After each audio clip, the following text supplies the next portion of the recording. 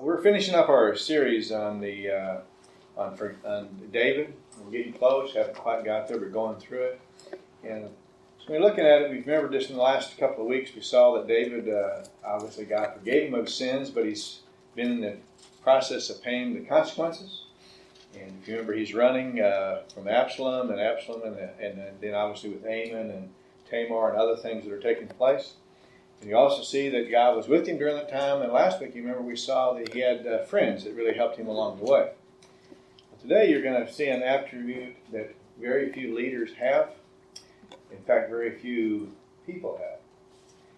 It's one of the greatest qualities that we need, but one we don't often see. So it's interesting when we look at it today. Marriage is needed, churches need it, families need it, workplaces need it, but we don't see it. And that is the attribute of forgiveness. Forgiveness is something you don't often see, and I think it's interesting. I was reading a story this last week about John Rockefeller. If you remember, those of you that know who he was obviously one of the wealthiest men in the world. Started Standard Oil, and was a very demanding boss, and obviously made a lot of money. One of his executives, and he obviously had a lot of executives, but he had one that was under him, and he had a person, and the person lost $2 million in one day. Now think about $2 million at that time frame, what that would be equivalent to today. So all the executives were scared to death, tiptoeing, avoiding him all day. Well, the one executive that happened to be over this individual was called into his office. So, he squared his shoulders to walk in, figuring he was going to get fired. He goes in, and Rockefeller's sitting at his desk, and he's writing on a piece of paper. He looked up, and he wrote down on a piece of paper, and he said to him, the executive who was over him, this man has made, looking down all the things he's done for this company, and he's made this company a lot more money than the money that he lost today. And this was the direct quote. So I think we ought to forgive him. Do you? Now, when you hear much about Rockefeller, you don't normally hear anything like that. But it's interesting. How many times do we think about what the person has done in the past, or we only think about what they've done today? Interesting, forgiveness. So the setting, obviously, Absalom's revolted. David's fleeing, his friends are helping, and that takes up this part that you have on forgiveness. Now, I think Swindoll did a nice job in his book when he talked about types of forgiveness. See if these fit, and if these have ever been true of your life, as they have at times been in mine. I always have forgiveness, but it's conditional forgiveness. I'll forgive you if, I'll forgive you as soon as, I'll forgive you when. We ever do those? Conditional. Or maybe it's partial. I'll forgive you, but don't expect me to forget. Or I'll forgive you, but just simply stay out of my life. We have that too. Or how about the delayed? I'll forgive you, but just give me time. Someday I'll forgive you, but not right now. Any of us have that? We have a lot of those. Then you have the complete forgiveness, which you don't see as often. You have in 1 John 1:9, if we confess our sins, what? Faithful and just to forgive us. You think about when Peter denied Christ. Christ then met him on the road. If you remember, privately, we're told in 1 Corinthians 15:5. And then in John 21, what does he tell Peter to do? Tend my sheep. Well, that's complete forgiveness, because there's nothing more valuable to a shepherd than his sheep. And he's telling Peter, hey, I forgive you. Take care of my sheep. So I think it's interesting. So you have those four that we have. We all have had different ones, and we've done them. So what about today? Let's think about it. So go to chapter 16. What you have, David is leaving. He's leaving the city, and the people are with him. And you'll see what happens in 16, starting, if you will, in verse 5. Chapter 16. 2 Samuel 16, verse 5. I mean, I'm looking right at it. I don't know why you didn't let it up. I can read it just fine. 2 Samuel 16 and verse 5. Okay, when David came, if you see there, that's just outside of the Mount of Olives. Those of you remember when he was going to the Mount of Olives, we saw last week they were weeping as they're going through the Mount of Olives. So that's as they're on this journey. There came a man from the family of the house of Saul, whose name was Shimei, the son of Gera, he came out cursing continually as he came. So you're fleeing the city and you're already down, and here this guy's coming out and he's cursing at you continually. And notice he was throwing stones at David and all the servants of David, and all the people and all the mighty men were at his right hand and at his left. Now, when you think about that, David's mighty men, when one of them kills 700 in one battle, another one kills 300 in a battle, one jumps down in a pit and kills a bear and kills, I'm not sure I'm throwing a rock at him. You think about it. So they're on his right and they're on his left. And so you got the scene. Now you're looking at it, and here this guy is coming. Now notice the lies that he now starts speaking. You'll know. And thus Shimei, when he cursed, get out, you man of bloodshed, you worthless fellow. The Lord has returned upon you all the bloodshed, the house of Saul, in whose place you have reigned. Notice he's then saying that he took it from him. Obviously, God gave it to him. It's a lie. And the Lord has given the kingdom in the hands of son Absalom. Is that true? No. And behold, you're taking your own evil, for you are a man of bloodshed. Now, he was a man of bloodshed because of all the battles that he fought and the kingdoms he's taken over. But notice, his real problem is he doesn't think David should be reigning or should have reigned because of Saul. And he's doing this. So here's the setting. You stop and you think about it. You have this part that's going on. He's rebuked. So he tells what line he's from, and he's talking about the lies. When I thought about how I could apply this, how many times am I mad at God and I take it out on other people? Isn't that what's happening? Saul's lying.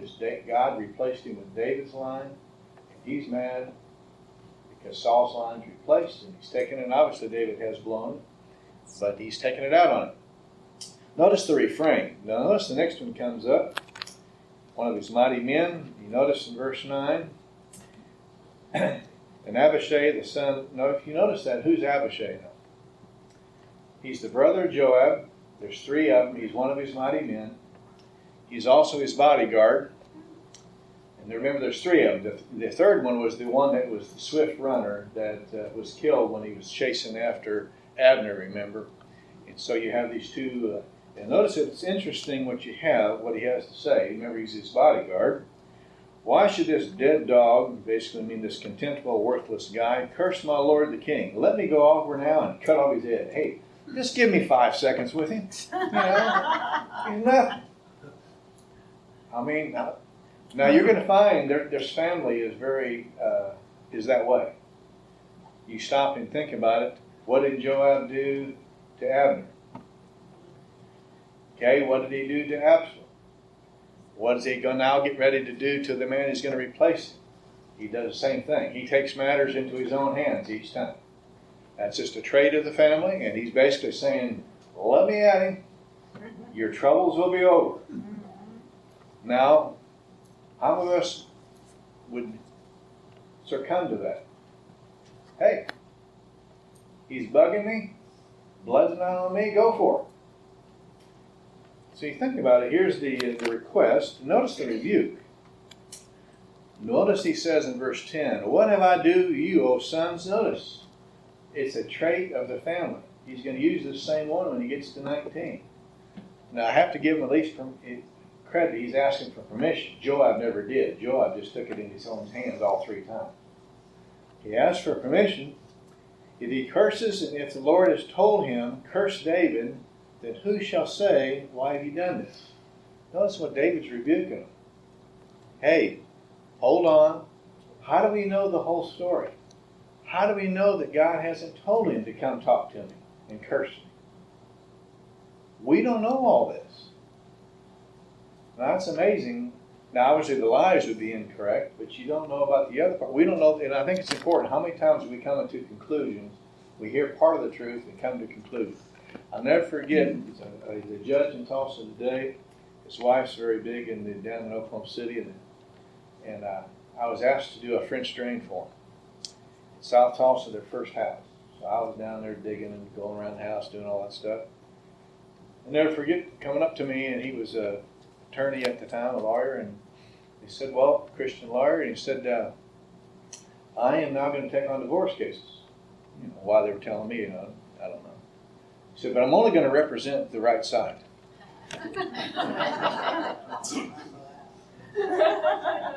Okay? Because obviously they're trying to justify in their mind of what they're doing. I'm thinking, how do you determine the right side? I mean, that's going to, Anyway, I didn't address it. There wasn't any reason to, but I thought, how many of us are justifying in our mind, we're going to represent, it's just amazing how we justify sometimes some of the stuff we're doing. So notice here you have a rebuke. Then notice the reminder, like I said, he's telling us, one is God may have told him. Notice in verse 11, then David said to Abishai and to all his servants, behold, my son who came out me seeks my life. How much more now this Benjamin? Let him alone and let him curse, for the Lord has told him. Okay, hey, keep in perspective. Is anybody else trying to kill me? Hey, I got my own son out here trying to kill me, guys. This guy's cursing at me. He's a Benjamite. Obviously, hey, let's keep it in perspective. Then he goes on, notice in verse 12, the third reminder he says, perhaps the Lord will look on my affliction and return good to me instead of his cursing this day. Hey, guys. Let's don't take matters into our own hands. Let's turn it over to who? To the Lord.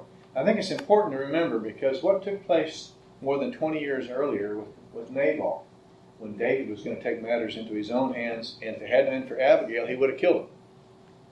Perhaps that's coming to his mind and saying, hey, I almost blew it by taking matters into my own hands earlier, and God took care of it. Let's don't shed blood on it today. We don't need to. It's not right to. Let him curse. We don't know what God may be causing it, allowing it to take place. Leave it alone. But I think that's very hard to do when things are going on. We want to have the last word and we want to say things. So notice the reminder, and notice the road. So here you think about this guy. Notice you go down to 13. So David and his men went on his way. Shimei went along the hillside parallel with them. As he went, he cursed and cast stones and threw dust at him. So they're on the lower one, and he's up high, and his mighty men are having to be refrained. David said not to do it, and he's the general, and this guy is going along, throwing rocks at him, kicking up dust, and cursing the whole time they come. Now, what kind of day are you having? I mean, so you can see what happens in 14. The king and all the people who are with him arrived what? Weary. It wasn't the journey that wore them out. What's wearing them out? The circumstances, the guy cursing at him, throwing stuff at him. And obviously, you're throwing rocks. Do you think any of them might have landed? And you're a soldier and you're the mighty man and you're getting hit with a rock, but you're not able to retaliate? I mean, you are wore out when you get there. So you think about that, that's being interesting. So here David's saying, don't leave him alone. Refrain, because God may have told him. We have other things people out trying to get us. And give it to God and let him take care of it. And notice the last part of the verse that I didn't give you in 14. It's interesting. Notice he's rebuked and he tells him refrain. Notice it says, and he refreshed himself there. You ever wonder how he refreshed himself? I mean, what would most of us be thinking of? How would you refresh yourself? I mean, obviously you think of sleep, but there's more to it, I think, than that. We're not told, but I'm just guessing. He wrote a couple of Psalms. We're never told the circumstances. But I have an idea that it would be something like this. Look over in Psalms 70. Whether it's this psalm or some other psalm that he wrote. Often we're not told the circumstances when he writes them, but we are told that he wrote this psalm. Let's look over in Psalm 70. I haven't seen anybody in writing saying this, but it's just me. Notice in Psalm 70, and it's for a memorial. David's writing it. Notice what he says. O God, hasten to deliver me. O Lord, hasten to my help. Let those be ashamed and humiliated who seek my life. Let those be turned back in dishonor to delight in my hurt. Let those turn back because of their shame who say, ha ha. Kind of fit the circumstances? Let all who seek thee rejoice and be glad in thee, and let those who love thy salvation say continually, let God be magnified. I'm afflicted and needy. Hasten to me, O God. Thou art my help and my deliverer, O God, do not delay. I think he was refreshed because of doing something like this. Whether this is the psalm, or some other psalm, or one that's not even recorded that he did. How many times what usually happens to most of us? When things really happen to us, what do we usually do? You get out your phone, and what do? You text everybody, or you call people, and you tell them the whole story, or your side of the story. And you only call those who you believe are going to do what? Give you a sympathetic ear. Notice it says he refreshed himself. It doesn't say, but I believe he refreshed himself in the Lord. How many of us are refreshing ourselves? And that's the only really refreshing you're going to get. Because the people around him are wanting him to do what? Let me take him out. He's a worthless piece. Let me take him out. And that would be easy to do. Because obviously all I have to do is let him do it. I thought about the thought, what trouble am I in? And will I give it over to the Lord and trust him? And find my strength in him. Isn't that what Paul did in Philippians? He's facing trial to be put to death. And he turns it over to the Lord. And same thing with Hank or anything else. Do we turn it over to the Lord? That was amazing. I was exhausted Friday. And Steel Magnolias were in town. I wish you all could have gone. It's a women's group out of Texas. They were down in Beaver Street, which is a great auditorium. So I went down. Very few people showed up. But it was a women's group, and they were all in their 60s and 70s. They traveled all over the U.S., and they sang gospel, Southern gospel music, and give their testimony. And one after another, we were getting up, and one got up and said, well, I lost my husband, and so, but through it all, God has given me joy. Their theme was joy. They then go to the next one and said, well, I was diagnosed with cancer, stage 3, and so I've been going through the treatments for this last year, but I really found what real joy is. And then they go to the next lady, and she gets up to give hers, and she said, well, I was down to less than 20% oxygen inlay, from a heart capacity working, and got through different things, and another one gets up, and well, I had to take care of my mom, seriously ill, and then I took care of my dad, and he died, but through it all, God gave me joy. It's just one after another. It wasn't circumstances, but joy comes in the Lord. And the same thing has happened here with David. Most of the time, we find our joy in our circumstances. One thing changes, and what happens? We can have 20 things going right, one thing messes up, and what happens? We dwell on that one thing. And we continually dwell on that one thing. Let's follow David's example. Let's don't take matters into our own hands, and let's refresh ourselves in the Lord. I want you to look at this. Isn't the end of the story. So notice then, go to chapter 19. Absalom has died, and they're now restoring him. And it's the return happens in verse 10 and 12 and 15. And as they're bringing him back in, they are basically bringing him back in and anointing him as king. And you find that when he's coming across, remember he crossed over the Jordan, and now in 15 he's coming back across the Jordan River. And now he's going to be welcomed back as king. Notice who happens to be there to me. When he was leaving, who was there throwing rocks at him? Now guess who's there to greet him when he comes back? He's coming back with full power now. And notice Shemaiah the son of Gera the Benjamite hurried and came down with the men of Judah to meet King David. And there was 1,000 men of Benjamin with him. And Ziba, you remember Ziba and his sons, they messed up too, as well as Mephibosheth. And notice in 18, then they came crossing the ford to bring over the king's household to do good in his sight. And Shemaiah the son of Gera fell down before the king as he was about to cross the river. So he said to the king, let not my lord consider me guilty. Now remember what your servant did wrong on the day when my lord the king came out from Jerusalem, so the king's heart should not take it to heart. Hey. Oh, do you think you remember who this guy is? For your servant knows that I have sinned. And that's quite an admission. You notice, I blew it. Therefore, behold, I have come today, the first of all the house of Joseph, to go down to meet my lord the king. Okay, does he say he was wrong? Is he asking for forgiveness? All right, notice the first response. Abishai, the son of Zeruiah, answered and said, should not Shimei be put to death for this because he cursed the Lord? Hey, I wanted to cut off his head before. Now you have authority as king. Let me what? Let me at him. I'll take care of it. Now, man, it's a family trait, okay? You can see it's a family trait, but what's going to happen? Notice in David's response then. Notice the response that he has. Notice he said, David said, what have I to do with you, O sons? Notice, again, there's three of them. Joab's one of them. Notice he keeps using that phrase. That's the family trait. Let's get even. Let's kill them. Let's do whatever. Let's take matters in our own hands. Notice what he says. What he says, are you going to be against me today? Here's his bodyguard saying, are you for me or are you against me? Should any man be put to death today? For do I not know that I'm the king over Israel today? And the king said, you shall not die. The king swore to him. No. Does he accept his forgiveness? Was it a complete forgiveness or was it partial? Was it delayed? You think about it.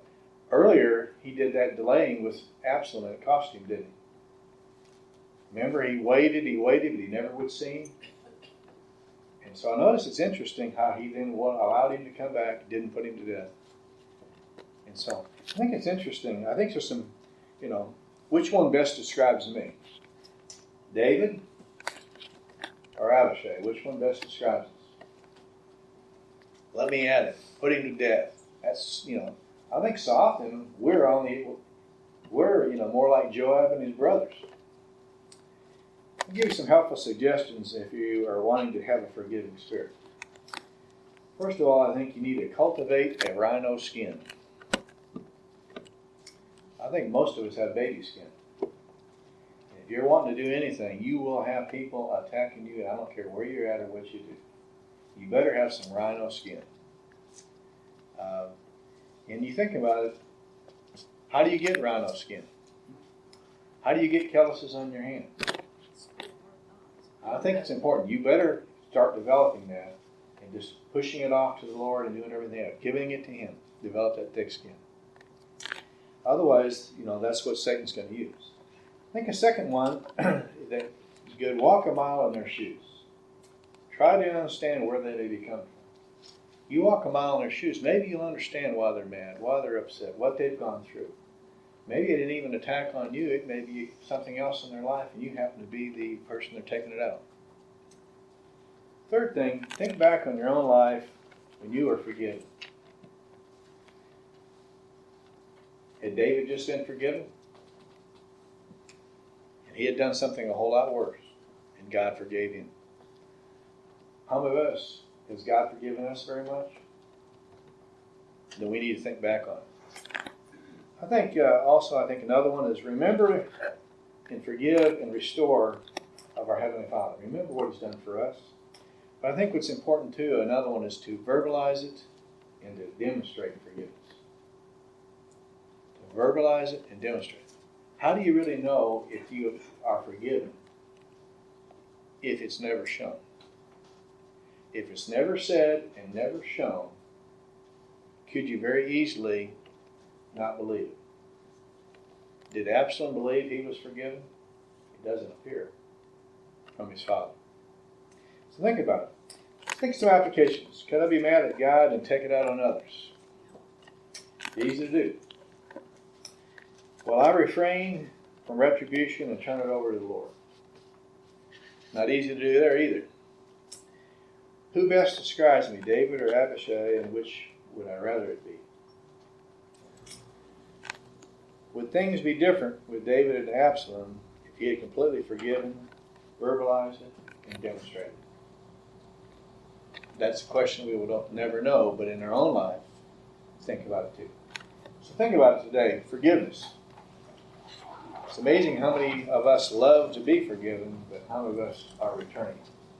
In the Lord's Prayer, Father, forgive them as I have what? Forgiven others. Forgive another. Forgive another. Forgive another.